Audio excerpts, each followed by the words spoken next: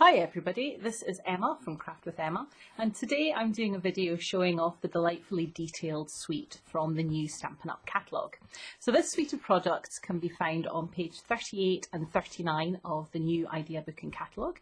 If you haven't got a copy already, then be sure to send me a message with your address and I'll get one out in the post to you. So for this card, I'm using the laser cut speciality papers, which are absolutely gorgeous. You get 8 sheets in the pack. 4 of them are with this design and 4 of them are with the whole sheet design. These panels are just fabulous because you can just easily cut across them and then mount them straight onto a card front. In fact, we've even got some coloured card fronts with like ombre effect, so you can make a card like this, which is just so simple and easy to do. This isn't the card that I'm showing you today though. Instead of using these panels, I'm going to tackle the big sheet because it can be quite intimidating what to do with an entire sheet. To be fair, the whole sheet in itself is really pretty. You can use it as a background for a scrapbooking page or as a home decor piece, just a photo in the middle and backed with some coloured paper, and that would really pop out. But you can also cut it down into smaller pieces, and that's what I've done here. So this smaller piece I've just cut off the corner, and it's very simple. You just use your snips to just gently snip away in between some of the flowers and leaves, and it comes away really nicely so that you can get a smaller piece which is far more manageable to work with. So let me just put that big sheet over here. Now, one of the other features of this speciality paper is that on one side it's your very vanilla or your cream, and on the other side it's Whisper White, so it will go with a variety of projects in lots of different colour schemes. So the white side I'm going to use today, and I've just got a piece of my Whisper White cardstock here. This is cut at 3 inches and 3 inches by 4.5 inches because this is the size that I want to layer up on one of our Stampin' Up notelets.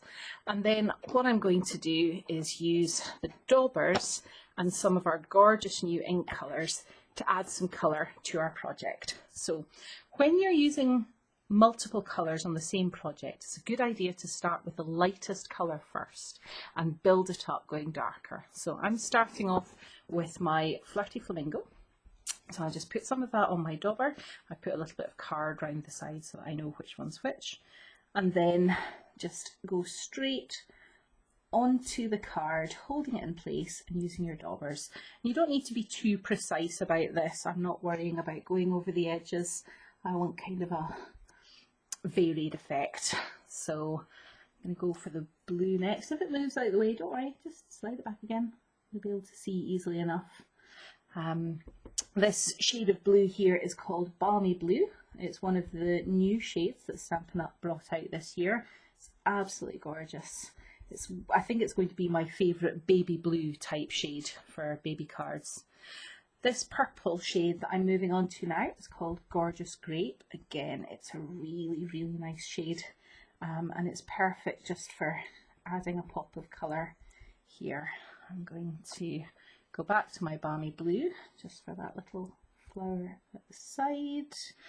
I think I'll do more of my Flirty Flamingo. That's the beauty of it. You can go back and add in different colours and chop and change it as much as you want. And then when I've done all my colours, I'm going to go, this green shade is called Granny Apple Green. Now, anybody who knows me knows how much I love apples, especially Granny Smiths. So this is a colour I can see me using very frequently. Not just because I love the apples, but because it's a gorgeous shade. So I'm just building up my colour here, stamping all over. To do that leaf as well, make sure I get in there. I'm going to go right the way up as well.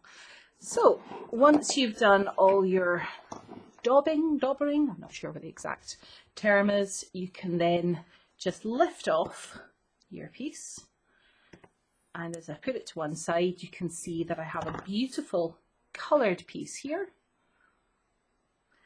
and also the outline. So this is kind of, I would call a 2-for-1 card, because one technique, one go gets you 2 card fronts. So what I'm going to do now then is glue this one onto the front here. Turn over and do it on the other side. So I managed to get ink on that one. So the easiest way to glue these pieces I've found is to use your Tombow glue, and this is another dauber that I just use for Tombow. And I'm going to get it nice on there and then just ink it up.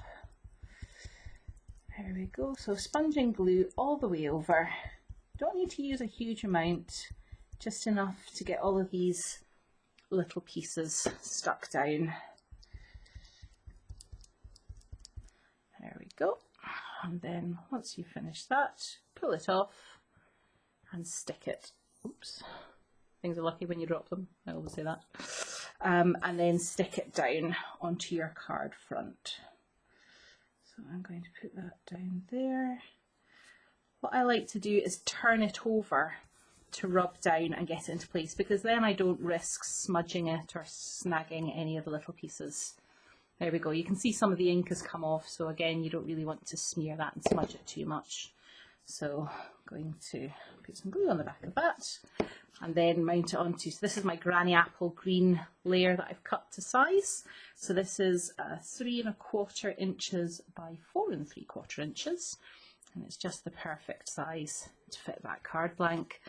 And then some more glue on the back, and here's one of my notelets. So these are just the Whisper White notelets that Stampin' Up sells with the envelopes. They do them in vanilla as well, and I always have packs of these. They're incredibly useful. Right, so that's that card front. You might have been thinking, oh, she's got glue all on the back of that. Well, that's okay, because I'm putting glue on there anyway, and that's going to layer up onto one I prepared earlier, card front and notelet, ready to go. So there we go. So those are my 2 card fronts, and then just to finish it off, I need a sentiment. So the stamp set that coordinates with this suite is called the Detailed with Love stamp set, and I like this thank you here, which is the one that I have got prepared.